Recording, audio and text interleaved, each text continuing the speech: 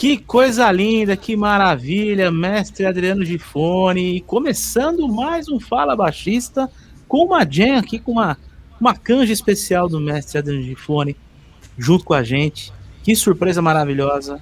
Senhoras e senhores, sejam bem-vindos a mais um programa. Se você está chegando aí, deixa o seu like no canal, se inscreve aí que é muito importante, que hoje a gente vai ter um grande gênio do contrabaixo brasileiro, batendo um papo aqui com a gente. Mestre Adriano Gifone, muito obrigado pela presença aqui no programa. Tá joia, poxa, um prazer muito grande estar aqui falando da minha carreira, batendo um papo, tocando também, né, mostrando um pouco do meu som. Esse tema que eu toquei agora chama-se Do Número 1, é uma música do meu primeiro CD e ela foi gravada com baixo e voz com a Glória Calvente, e depois eu fiz um arranjo com percussão também, com baixo e pandeiro, que eu toquei muito essa música com Marcos Suzano. Sim. A gente fez muitas apresentações juntos, e uma delas foi, uma das turnês que nós tocamos juntos foi com Andy Summers, do The Police, em que nós tocamos composições do The Police, e ele fez arranjos para a Bossa Nova também. Então nós juntamos o trabalho do Menescal com Andy Summers e virou um DVD muito bacana que proporcionou assim uma série de shows legais. Eu vou soltar a vinhetinha aqui rapidinho pra gente, coisa de 6 segundos. Estamos de volta.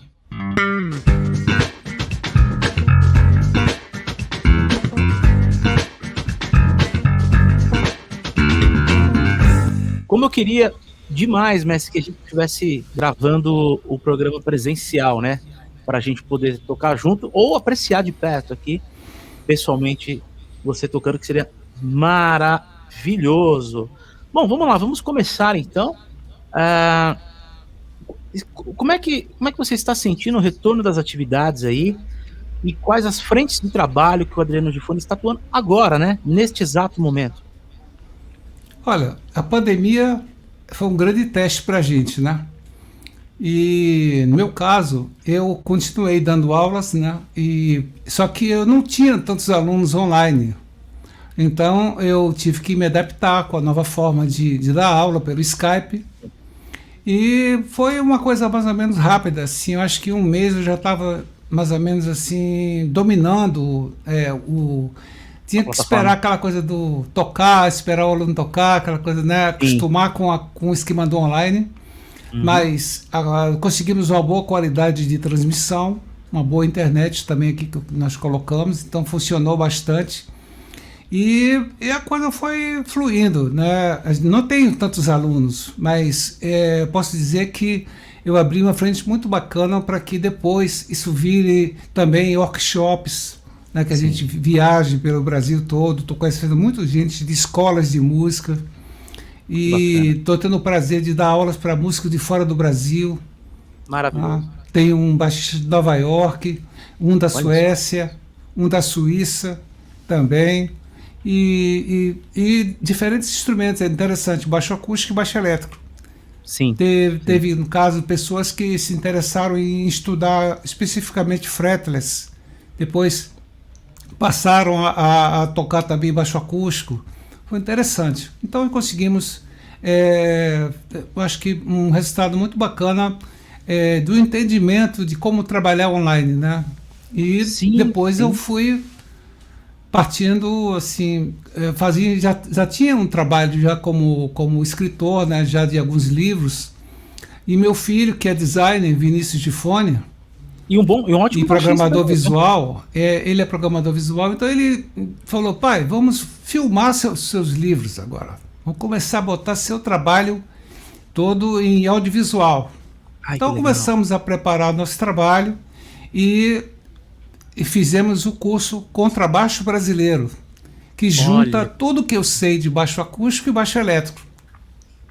Eu juntei todo o meu material, tudo que desde o comecinho mesmo, assim, a aula bem começando até o nível mais alto. E assim, é importante falar que é a minha maneira de explicar as coisas, como sempre dei aula desse jeito, eu estou apenas colocando isso de uma forma mais oficial, né? Sim, na sua didática. Com baixo elétrico e baixo acústico. É. Ah, perfeito, perfeito, perfeito. Então, hoje em dia, nós temos o contrabaixo brasileiro, que é vendido pelo Hotmart, Legal. e tem um site, né, contrabaixobrasileiro.com.br, e o meu site, que é o adrianodifone.com.br. Você tem todas as informações sobre meu trabalho. E também pode Sim, ver vários vídeos meus com várias situações e dicas também muito bacanas sobre baixo elétrico, baixo acústico. legal, que legal. Eu vou mostrar o site aqui pro pessoal, eu consigo compartilhar aqui, só pra gente ter uma base. Olha que legal, o site do mestre Adriano Gifone aqui, ó. Que bacana, né? É um site bem interativo aqui, tem história do mestre, algumas fotos aqui emblemáticas, né? Olha aqui até uma coluna aqui com filho de peixe, peixinho, com o Vinícius aqui, que legal. Muito bacana, muito bacana. Olha aí, gente. Então eu vou deixar o link para vocês visitarem o site do mestre Adriano Gifone. E vou deixar o link aqui na descrição, né? Então quando vocês estiverem assistindo o Fala Baixista, vai ter aqui o link de todas as redes, do curso e do site do mestre Adriano Gifone. Mestre, muito legal você ter abordado esse ponto de adaptação de como é o mercado de aulas hoje, né? E eu percebi isso daí, é muito legal, porque isso pode ser um formato que pode continuar também, o aluno pode ter aula presencial, ou também continuar com uma galera desta forma remota, né? Eu, por exemplo, tô nisso aqui, só faço remoto, né, hoje em dia, né? Então, a tecnologia nos proporciona levar o conhecimento para a galera, não só no Brasil, no mundo inteiro, né? Muito bacana isso daí, né, mestre? Exatamente. E tem uma coisa bacana que aconteceu. Quando eu estava na revista Cover Baixo, eu elaborei um projeto lá chamado Slap com Ritmo Brasileiros, Eu que lembro. entrou para aquela série, né, que teve também o Zaganin, várias pessoas fizeram trabalhos, cada um falando de um estilo musical, né? Sim. Bom, a revista acabou, aquela coisa toda, e eu realmente fiquei pensando assim, puxa vida, que seria muito legal se pudesse fazer isso filmado, né?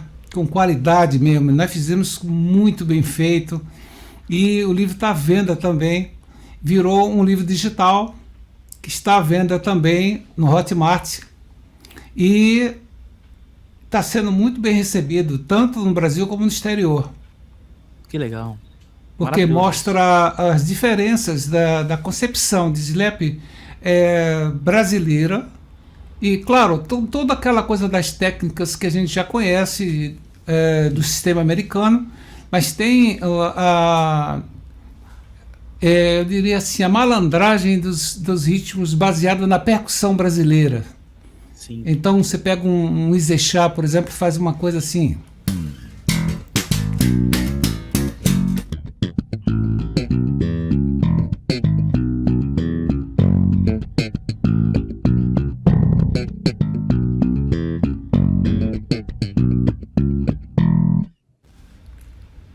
Que coisa linda, hein?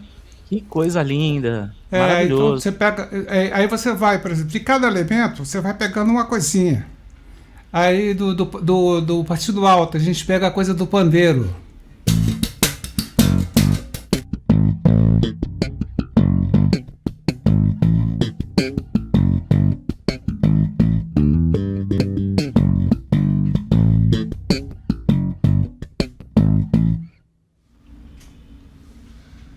Maravilha. E é interessante que a gente observa essa coisa do pop sendo percussivo, sendo abafado, né?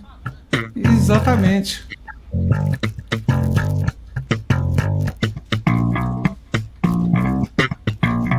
Exatamente. E aí os próprios elementos, né, próprios elementos da percussão brasileira, a gente vai pegando um pouquinho de cada coisa, né? Aí no baião, por exemplo, tem aquela coisa da zabumba, né? Sim. A parte de cima, que é a parte grave, e a parte de baixo, que é o bacalhau, né? Que a gente toca aqueles contratempos, né, cara? Olha só.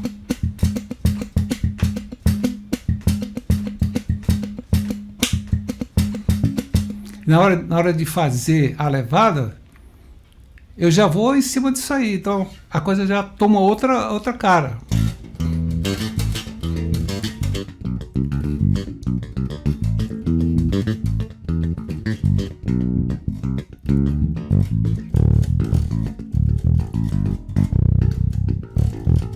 Hoje na plataforma Hotmart você está com 3 cursos. Música brasileira dois cursos atualmente, o contrabaixo brasileiro e o slap com ritmo brasileiro. Futuramente tem umas coisas legais aí para lançar, tem um projeto muito bacana com estudos populares para baixo acústico. Olha só, isso é justamente assim. É um bom mercado, viu? Tem nada de baixo acústico na Hotmart.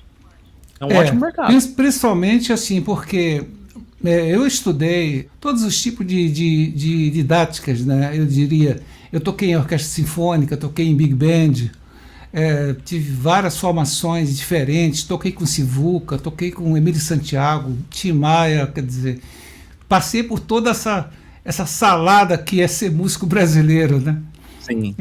Então, de repente, assim, é muito interessante você poder colocar coisas que eu vejo que estão em falta do mercado. Por exemplo, falta um trabalho mais melódico, quer dizer, para o baixo acústico. Os estudos de baixo acústico são muito assim, de sobe e desce de nota. São legais, são livros bacanas, europeus. Mas falta aquela coisa assim de você ter uma coisa que, vamos dizer, que seja um exercício, mas que tenha uma melodia. Sim. Seja musical, né? Soe musical. Que atrai a atenção, entendeu? Eu gostaria de mostrar, por exemplo, um choro que eu toco no baixo acústico e no baixo elétrico. Chama-se Choro número 1 em Ré menor. Maravilha, ele faz parte dessa série de estudos. Ele é meio que embrião desses estudos.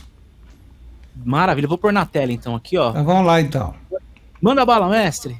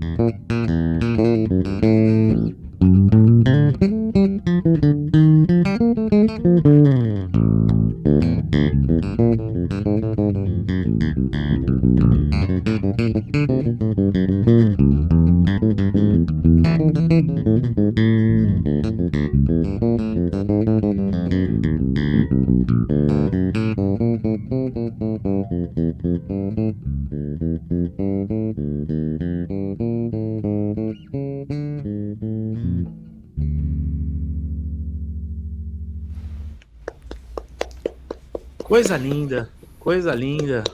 E é legal que dá pra gente perceber o choro tem muito da coisa da dinâmica, da interpretação, né?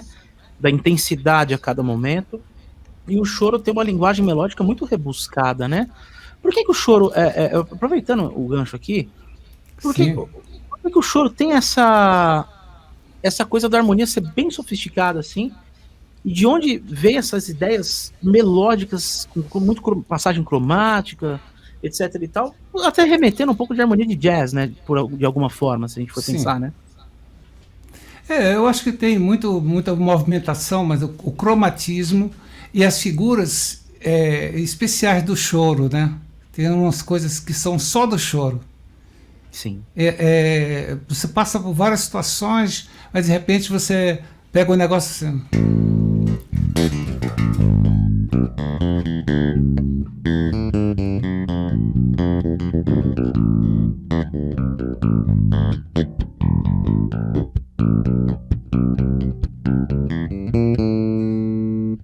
É bacana que passa assim por todo assim, eu acho que o choro é um dos estilos brasileiros que você usa realmente as escalas cromáticas, a escala menor harmônica, menor melódica, menor natural. Fica bem claro, e cada influência disso aí nos compositores do choro. Acordes diminutos de aproximação também, né? Diminuto, aproximação, tudo. Né? Aquela coisa do... Né? Exatamente. Então, eu acho que como estudo técnico, fantástico. sim. Porque se você pegar a melodia do choro, você vai estar estudando técnica pra caramba, mão direita, muita mão direita, Salto de né? E corda, né? velocidade, porque tem choros rápidos, né? Eu, sinceramente, meu estudo não é baseado em velocidade, sabe? Eu prefiro que as pessoas me conheçam pelo som. Tipo, esse é o Adriano de Fone que tá tocando. Identidade e não velocidade, né? Identidade, você ter o som, sua qualidade, tirar um som limpo, saber trabalhar com as dinâmicas, estudar, inclusive, uma das coisas que eu falo para meus alunos estudarem é estudar as escalas, fazendo dinâmicas de subir e descer, né? Perfeito. Uma das coisas bacanas que eu aprendi com o Roberto Menescal, trabalhando com ele nos estúdios, é que ele escreve as dinâmicas nas partituras. Ele bota aqueles sinais de crescer e baixar. E a gente está tocando e a gente faz uma pré-mixagem já na base. Olha só. É muito interessante. Então, a gente está tocando e ele faz os sinais para a gente assim, ó, tipo, vai descer, vai baixar, a gente está tocando, ele está tocando guitarra com a gente e ele faz assim. A gente já sabe que aquele pedaço da música vai crescer. Então, é uma escola fantástica. Então, uma das coisas que eu estudo... Oi, pode completar, mestre, desculpa. Não, só para complementar. Só para dizer que, assim, que é bacana você fazer assim, por exemplo, ó, pega uma escala de sol maior, em 2 oitavas, e faça isso aqui, ó.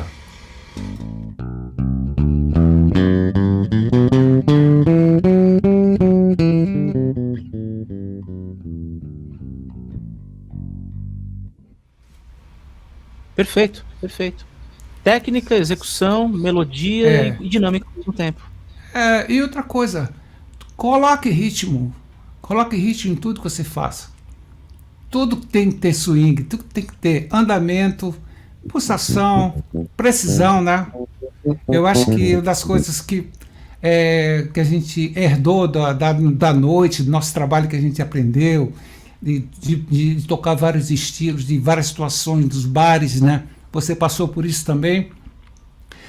A gente ter tudo que a gente faz tecnicamente, ter um certo embasamento rítmico, né? Com certeza. Então, é uma coisa que eu faço nas escalas, por exemplo, eu estou tocando aqui, aí de repente eu faço um samba na escala.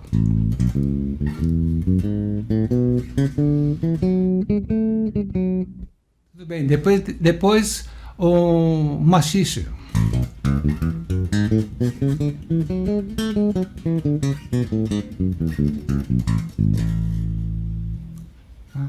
Aí depois, vamos fazer uma coisa inusitada, um samba em 3/4.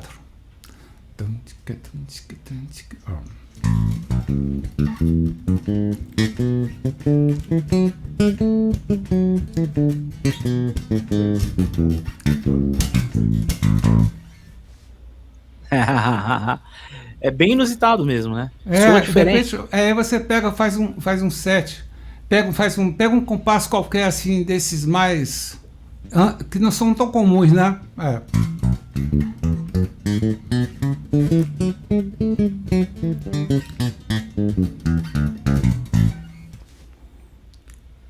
Que coisa linda, que coisa linda.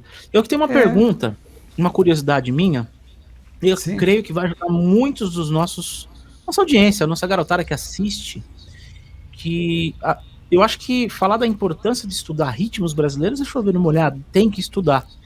Mas assim, se a gente tivesse que listar 5 bases rítmicas, 5 ritmos principais que um baixista tem que estudar para se tornar um bom profissional e ter uma base para sair tocando na noite, para sair pegando gigs, etc e tal. 5 ritmos, mestre. Samba, com todas as variantes. Samba partido alto, sambaião, sambão. Ó, aí já tem... Aí, baião, muito importante. Baião é muito importante. O Izexá é muito importante, porque tem muito dentro da música brasileira, com Gilberto Gil, né? Puxa, tanta gente fazendo o Izexá bacana. O Carlinhos Brown também compõe muito bem, aquela Meia Lua Inteira, né? Que foi muito sucesso do Caetano Veloso. Sim. Muita coisa de swing. O Gilberto Gil e o Caetano Veloso tem uma infinidade de coisas legais de deixar, né? Aí tem, eu diria que tem essa diferença dos tipos de samba, né? Os sambas diferentes, os andamentos também e as pegadas, as famosas pegadas, né? Em relação a mudança em relação ao baixo de 4, baixo de 5, né, com a corda se apoiando, aquela coisa toda. E eu acho que dentro dos ritmos nordestinos o baião e o forró são muito importantes. Sim. E a gente tem que ouvir mesmo e ouvir. Tem grandes mestres do contrabaixo no Nordeste. Tem um cara que eu sou assim fã total, que é o Faísca, que é baixista da banda Mastruz com Leite.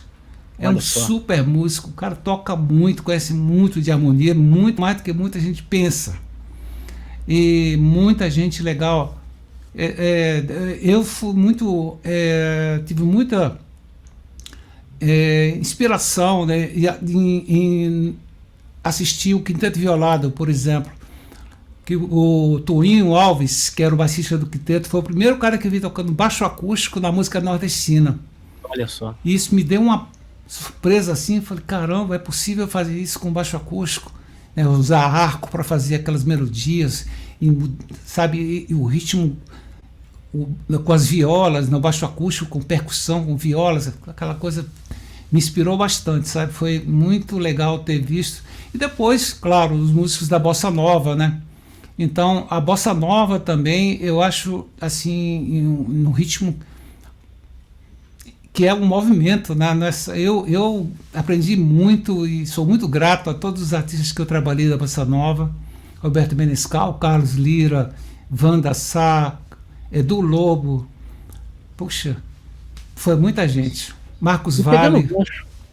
Pegando o gancho, o currículo do Adriano Gifone é um negócio impressionante, estava vendo no site, a galera pode conferir, como eu falei, o site vai estar aqui, e entrem lá, pesquisem que, ó, tem muita coisa legal de se ver. Mas a pergunta minha nessa questão é: como pintou esse lado educador e um cara que faz muitos métodos no meio dessa coisa frenética de shows e sidemen?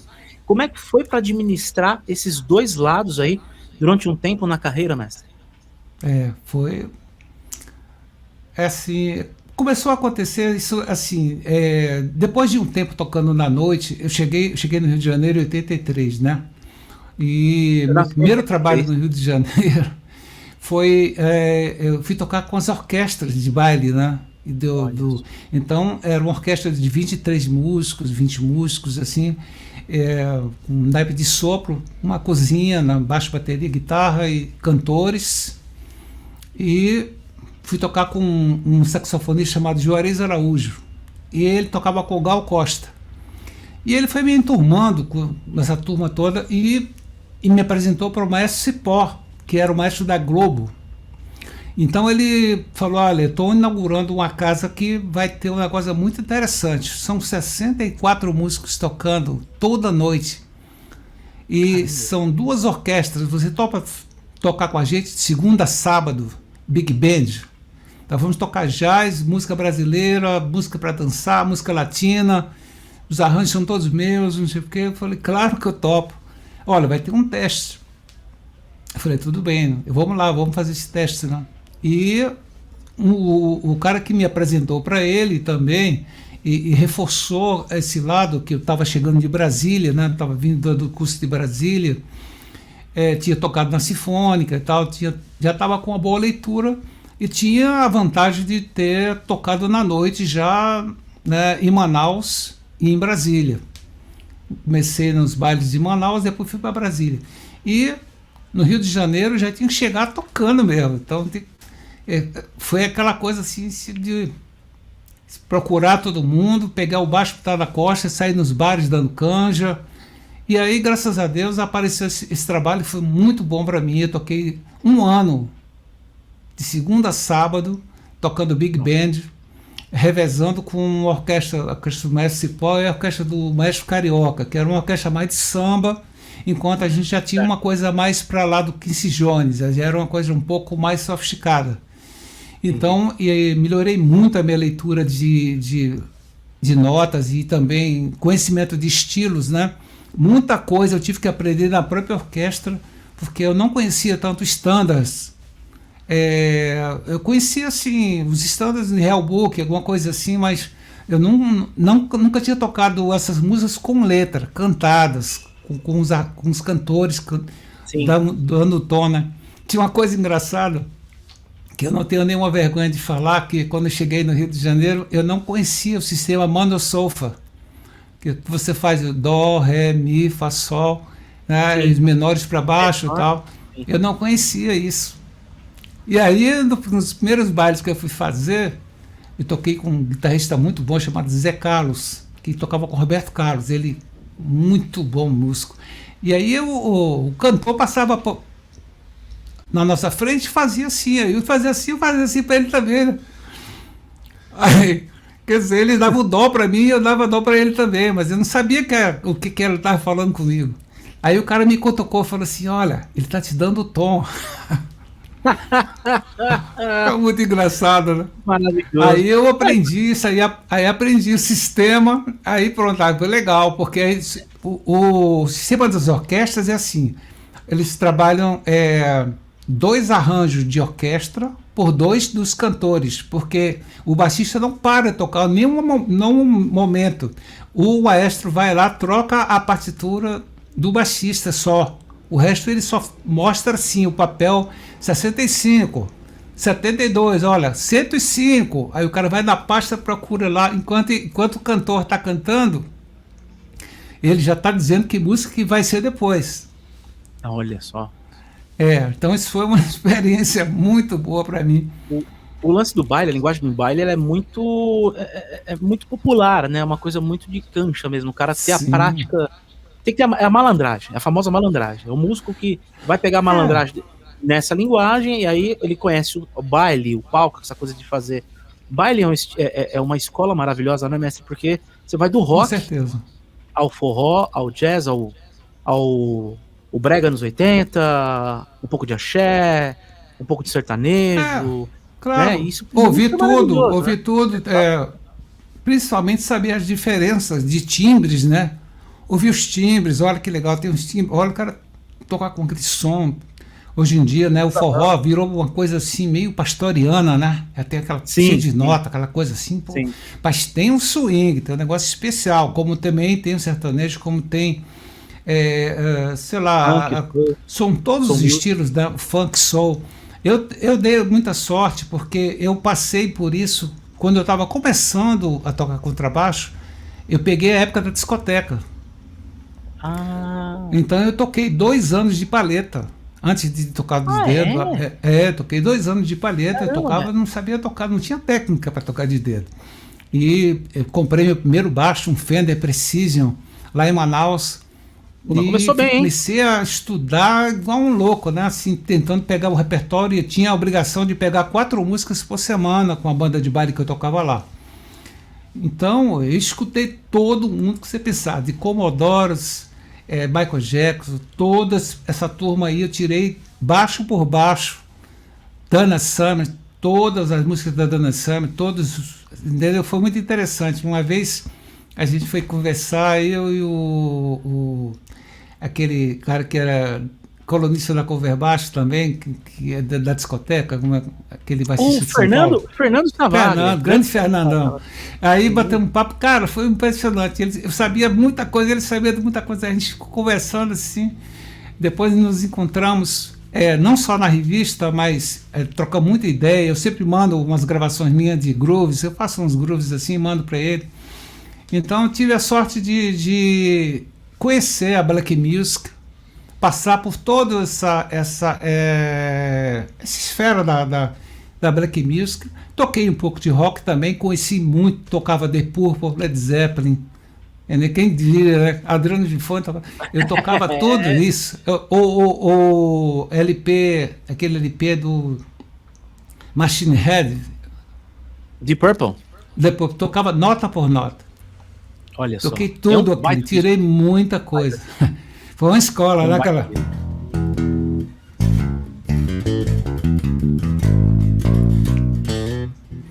Never Never Before, essas coisas todas, Nunca do Outro. Todo esse repertório passou de uma certa forma, eu toquei um pouquinho de cada coisa, e em cada situação, né, tinha uma noite que era só isso, uma noite que era só rock, outra noite que era só black music, e eu fui vendo e descobrindo, né, muita coisa. Agora, o que me inspirou realmente na black music foi o Rocco Prestia. Aquele som fechado, né, de Precision, né? Não, Rocco Prestia foi impressionante. Quando eu comecei a ouvir Tower of Power, minha cabeça deu uma virada, né?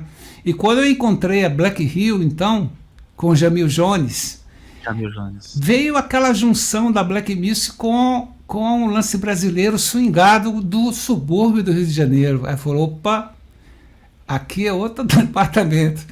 Aí eu dei sorte de tocar com grandes bateristas de samba funk lá de Campo Grande, no Rio de Janeiro, como Paulinho Criança, puxa, Carlinhos Bala, toquei com todos os bateras assim, que tinham essa jogada meio misturada, né?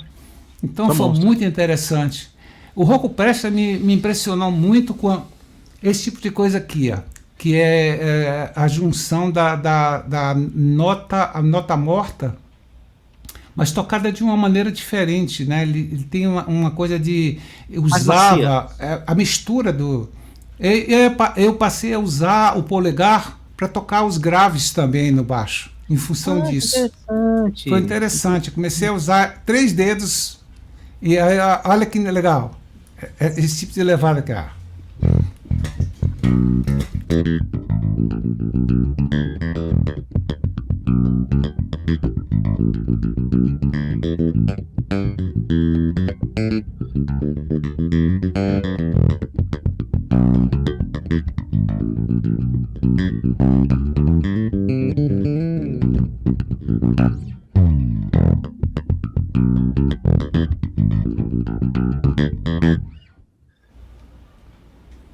Maravilha, e dá um swing danado, né? Você vê que muda a dinâmica. Que tem uma coisa de ter a levada do baixo, mas tem uma caixa junto também, né? Sim.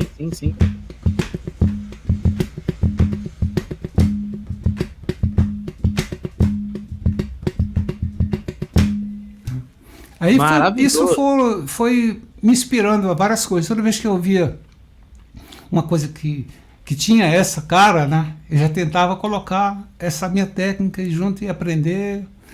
Isso foi bacana. Foi uma coisa que fez uma diferença, assim. Fez uma diferença, porque é interessante, mestre, você tá falando isso, porque o pessoal, todo mundo te conhece como uma enciclopédia da música brasileira, dos ritmos brasileiros, né? Mas também tem a escola internacional que veio nos primórdios, e isso também agrega, né? Porque eu acho que um estilo agrega o outro e vice-versa, né? Você sempre aprende, você leva. A música brasileira tem muito do swing da soul funk music americana também. Não, muita coisa.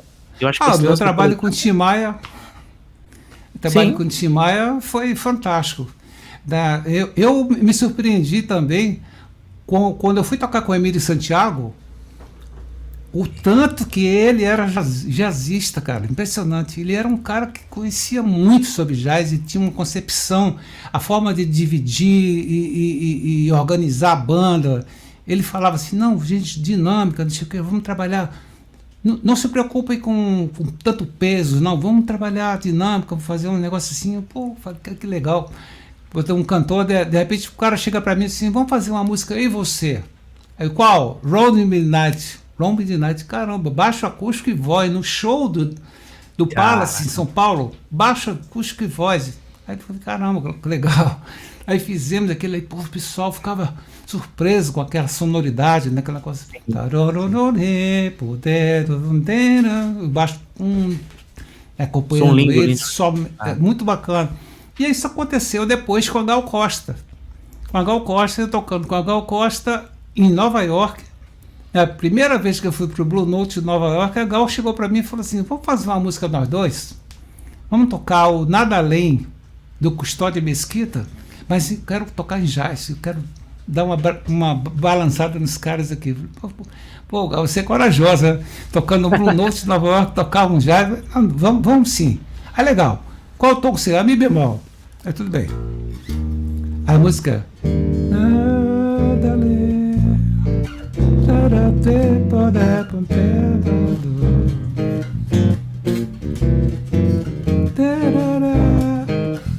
Né?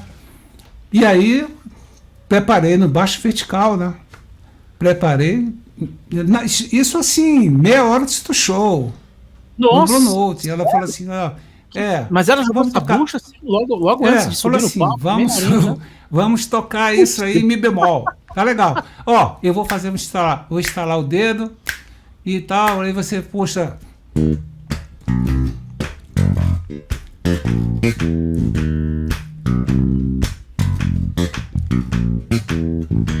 Aí ela entrava. Cara, no outro dia, o pessoal da banda me acordou assim. Compra o jornal correndo no New York Times. Saiu uma matéria enorme, bicho, de meia página, falando do show da Gal Costa e destacando esse momento. Olha que isso. Eu toquei esse jazz. O Adriano de Fone, tocou jazz. Com o cara com todo o feeling da nossa música americana. Pô, foi um negócio maravilhoso. Eu comprei bem 7 jornais, guardei tudo. Falei, pô. Já fotografei, já mandei. Foi um negócio louco. Então, assim, são momentos da vida, a alegria da vida assim, de música que a gente tem, né? E com ela eu fui para o Japão, fui para vários locais também, mas essa coisa do Blue Note foi muito importante.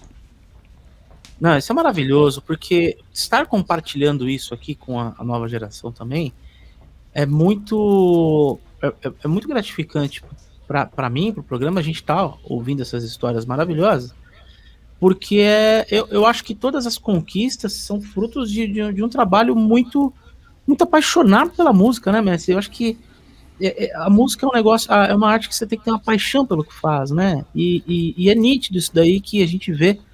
Você faz isso com uma paixão muito grande, né? Não, com certeza. E isso é o diferencial, né? Isso é muito legal. Tem que ter uma dedicação, tem que ter um foco de organização, de estudo. Hoje em dia, essa coisa da pandemia fez com que eu voltasse a ter um foco novamente em cima do baixo acústico, com todo um estudo organizado de mínimo de 2 horas por dia, mas tudo minutado, sabe? Nada assim jogado, não. Escalas cromáticas, 10 minutos. Escala não sei o quê, 5 minutos. Vibratos, 10 minutos. Técnica de mão direita, tantos minutos.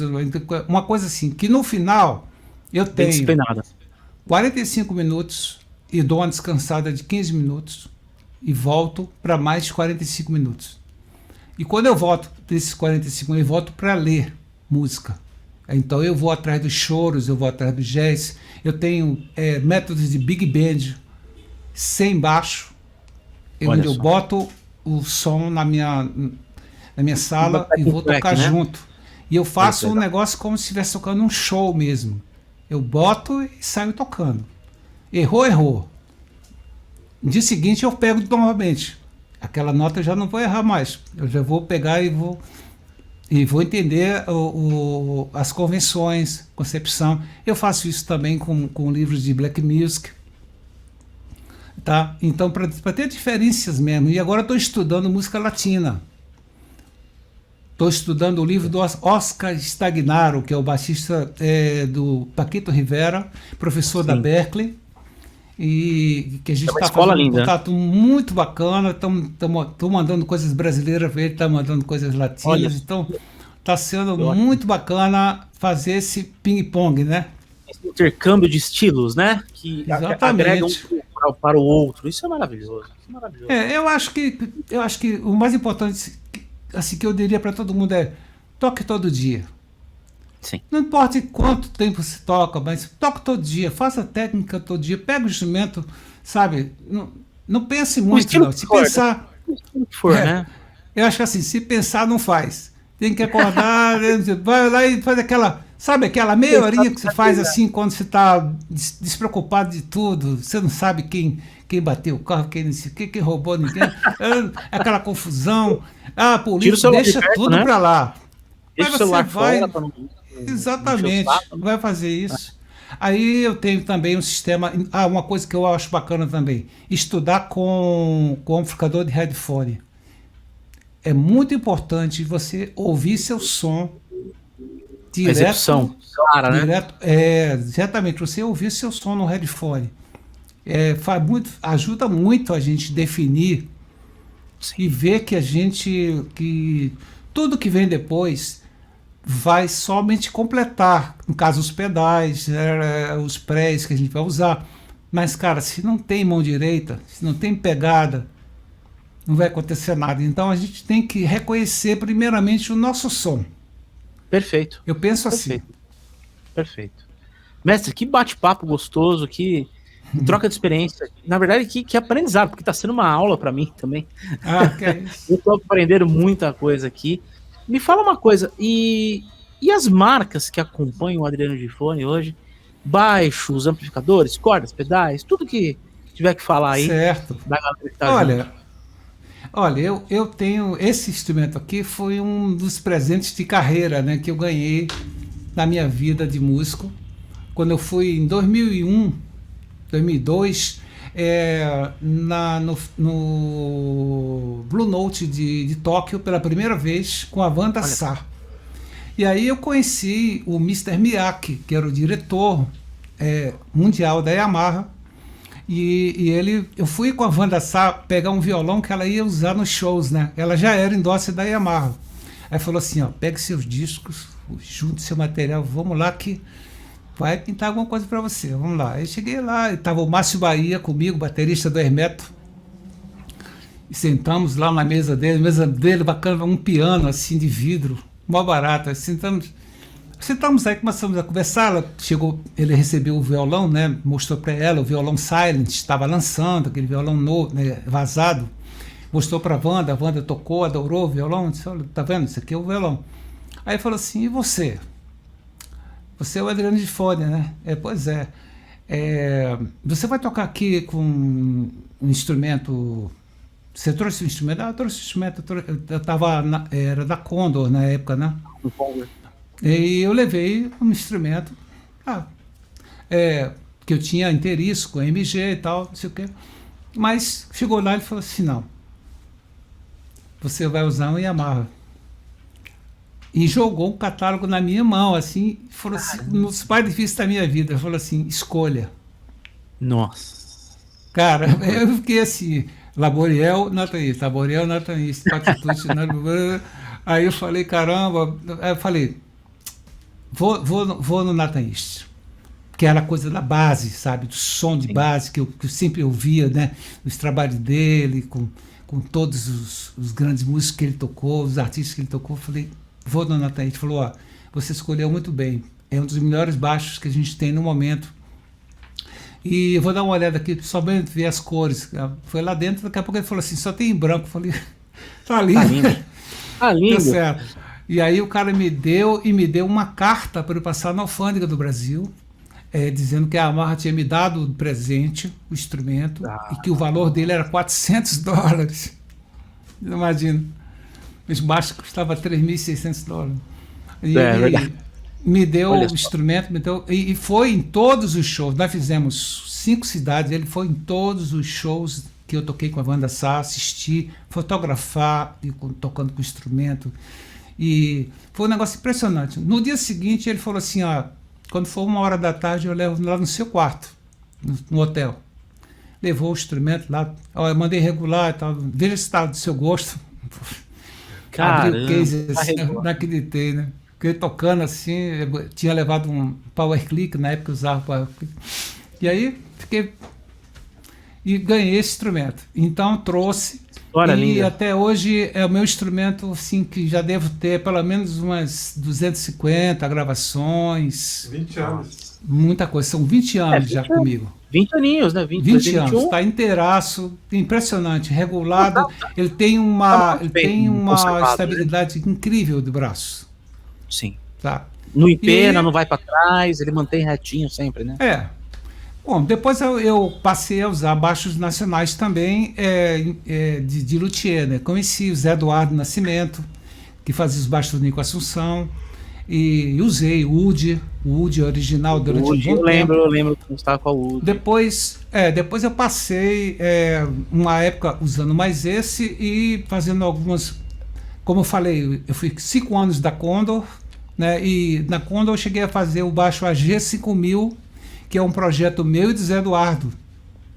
Nós fizemos uma concepção meio Wood, assim, mas para ser lançado pela Condor. E aí Legal. foi lançado e tal, mas infelizmente deu um problema, assim, os instrumentos eram feitos na Coreia, né? E os instrumentos lá não deram. Eles não conseguiram fazer o modelo exatamente como o Zé tinha projetado. E então aí eu acabei, bom, fiquei um tempo lá, depois eu saí da Condor e voltei a usar os instrumentos do Zé Eduardo com a nova marca dele chamada Waze. Sei. E hoje sei. eu tenho 6 cordas da Waze, né, que é um instrumento também definitivo, com Bartolini, e tem um pré da Demark, que eu adoro também, gosto muito. E eu usei Demark também durante um tempo. Foi assim, passando vários instrumentos brasileiros, né? Até depois conheci o Daniel Rossi, do Rio Grande do Sul, de Nova Prata, que faz um instrumento maravilhoso, assim, do nível do Zaganin, assim. Sabe, uma qualidade incrível de um instrumento maravilhoso, inteiriço, com madeiras muito boas, escala de jacarandá. Esse é com MG, parece ele tem uma aparência mais ou menos de um Fodera, só que Sei. com o sistema aqui, tá aqui do meu lado. Ah, olha aí. Olha que legal. Caramba, Ele é inteiriço, É. maravilhoso. Ele tem volume grave e agudo. Inteiriço, Olha, né? nossa, que lindo, lindo, lindo. Não, esse aqui tá. Também, perfeito, impecável. É instrumento também definitivo para gravação, para aulas, para workshop. Tem um fretless do Eliezer de Lara, que já está comigo também há 20 anos. Poxa, com que legal. corda de nylon, black nylon labela e captador Bartolini passivo. São 2 humbuckers P46 com volume tom e Um abraço. também já tem mais ou menos umas 100 gravações com ele. Nas cordas do acústico eu uso Tomastic solo, né, na corda do baixo acústico. E uso um captador muito bacana que eu ganhei na Dinamarca, chamado Wilson Pickups, que ele tem uma coisa bacana, ele é um volume para cada corda, são 4 pesos encaixado no cavalete, e você tem um ajuste de por corda para o baixo acústico. É fantástico isso. E você regula, inclusive no computador, você bota no Cubase ou no Pro Tools, e você abre 4 canais e você regula corda por corda, até deixar elas com o mesmo volume, e aí você vai gravar e junta com o sistema de microfonação. Sim, é muito bom. Esse captador eu devo ter gravado uns 100 ou 150 discos de baixo acústico. Eu gravei 25 discos para o Japão, com vários artistas de lá, principalmente a Lisa Ono e um produtor chamado Kazuo Yoshida, que é um grande produtor que fazia coisas para DEC Produções. Que é uma gravadora brasileira que tem um mercado muito bacana no Japão. E aí, né, os trabalhos de gravação foram acontecendo através de Roberto Menescal. Eu entrei na equipe dele quando eu estava na banda do Emílio Santiago. Ele foi assistir a gente, foi interessante porque ele era o produtor do disco. Mas ele não tinha escutado a banda tocar, a banda era muito boa. Então, Marcos Arcanjo de guitarra, Paulinho Criança bateria, o Getro Alves de piano, que é o menino novo do Meia, que depois foi para os Estados Unidos, se formou na Berklee e foi tocar com a Whitney Houston. Caramba! Ficou 5 anos com a Whitney Houston, depois foi tocar com o Take Six, Steve Wonder e toda a turma lá. E mora em Nova York. E Zé Canuto toca com Roupa Nova, saxofonista. E grandes músicos. Essa equipe era muito entrosada. Além tinha uma coisa assim, como eu falei, daquela coisa do swing do subúrbio, do samba funk, né? O Emílio já tinha essa coisa do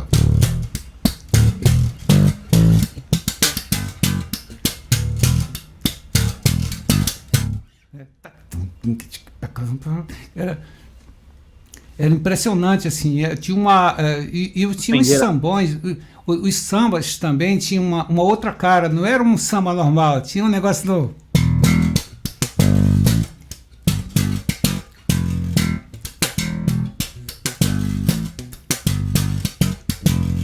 Entendeu? Todo. E aquele swing, né? Então Totalmente, o Menescal ficou muito impressionado. Falou assim: olha, eu quero vocês. A gente tinha estreado no Aquarela número 1. O Emílio fez 6 aquarelas. E aí no segundo, estava estourado. No primeiro ano nós fizemos 180 shows pelo Brasil inteiro. Nossa, E show pra aí caramba. ele falou assim: olha, eu gostei muito, eu queria que vocês gravassem 5 faixas no próximo disco, o Aquarela número 2. E eu dei muita sorte, porque ele falou assim: você tem fretless? Eu falei: tem. Leva lá que tem uma faixa para você. E era o Saigon, que é a música que tocou no mundo inteiro e chegou a ter pelo menos 80 apresentações por dia nas rádios. Estourou, foi assim uma. Então foi a música que me levou, que falou: pô, caramba, quem gravou isso? Ah, foi o Adriano de Fã, baixista do Emílio Santiago, não sei o quê. Aí pronto. Caramba, que história, Eu meu. gravei, nesse disco eu gravei Desenho de Giz, Papel Machê, Isso Aqui o Sim. Que É, Saigon e uma música do João Bosco. Eu não me lembro qual Dama foi. de Equilibrista, né? Não. Não? Foi uma música conhecida também. Mas assim, foi bacana que eu, tanto pro pessoal ouvir a banda original do cantor, né? Num disco que fez sucesso. E como também, claro, a partir daí as pessoas começaram a me convidar, né? Aí teve o disco da Joana, depois teve Elila Pinheiro, o Issa Bossa Nova, e aí foram as mudanças, né? Bem diferentes assim, de estilos musicais. De repente eu estava na turnê do Emílio, aí segundo ano da Aquarela número 2, estourado também, viajando o Brasil inteiro. Aí, de repente, toco o telefone lá em casa e falo: ó, eu sou empresário do Beto Barbosa, da Olha só. Lambada, e eu tenho 80 shows à tabela, pagando R$ 1.500 por dia. São 80 shows. Tá afim? Começa semana que vem. Caramba, bicho. Aí eu dei aquele branco assim e falei: não, eu vou. Vamos lá. Encarou. Aí peguei. Chegou, bateu Como é no que a gente peito, vai fazer? Não, vai ter um ensaio na ensaio, quinta-feira. E nós vamos estrear no Palace no sexta-feira, sexta e sábado no Palace. Depois vim fazer o Faustão no domingo, no Rio de Janeiro. Já embarca para o Nordeste, são mais 30 shows. Cara, Aí eu falei: vamos nessa. Aí lá vai eu tocar lambada. Ah, é.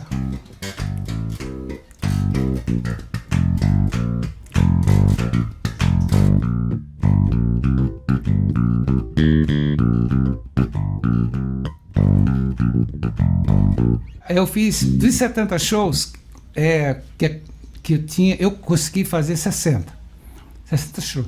Aí quando eu tava assim, já, sabe, aquela coisa de você, poxa vida, bacana, o show do Beto Barbosa era muito bem produzido, uma equipe muito boa, tinha Loudness.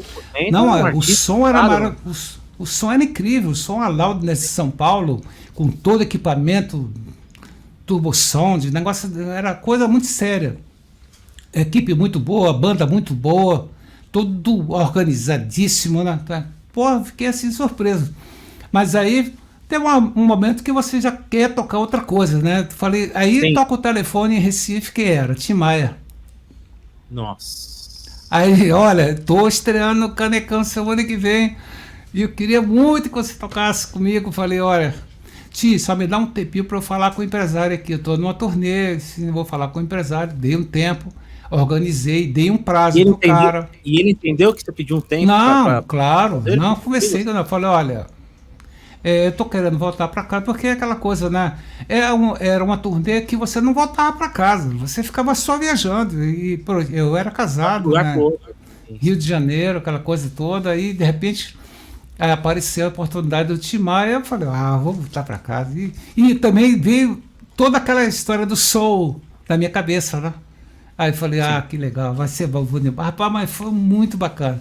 Aí cheguei e fiz um ensaio com o guitarrista dele, que é o Chaguinha, na época, um cara de Natal, muito bom, toca muito bem. Aí ele foi na minha casa, passou todo, eu escrevi o show do Tim em 2 folhas só.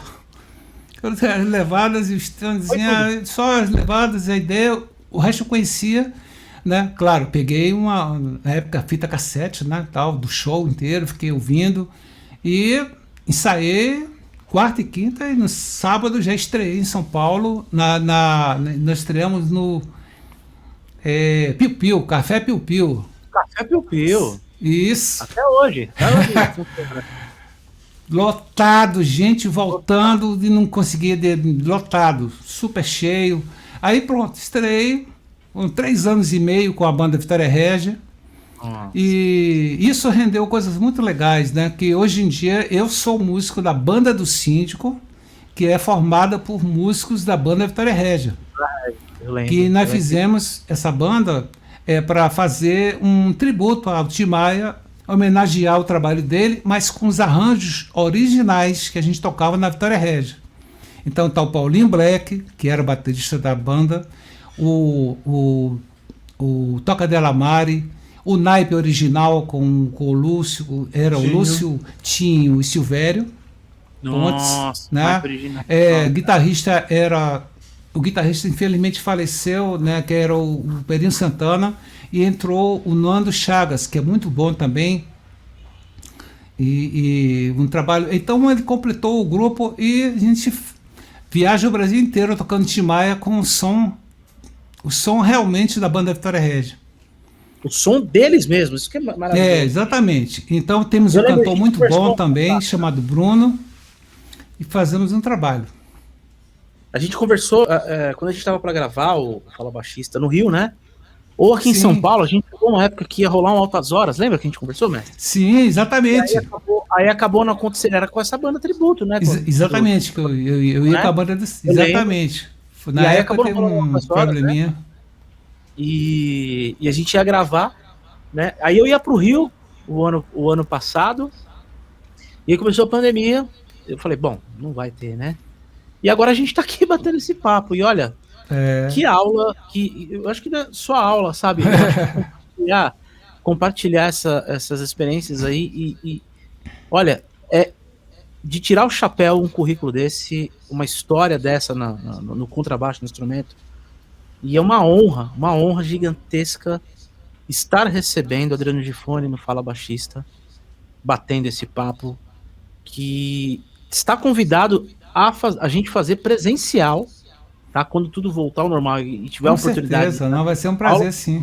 A gente vai estar junto, eu quero fazer um som com o mestre Adriano Gifone, não vou perder a oportunidade. Com certeza. E, mestre, obrigado demais por compartilhar todas essas histórias maravilhosas. Obrigado por esse bate-papo. Eu vou encerrar a transmissão aqui. Um grande abraço a todos vocês. Fiquem ligados aqui no canal. Em breve a gente está de volta com mais um Fala Baixista. Tudo bem? Galera, um grande abraço.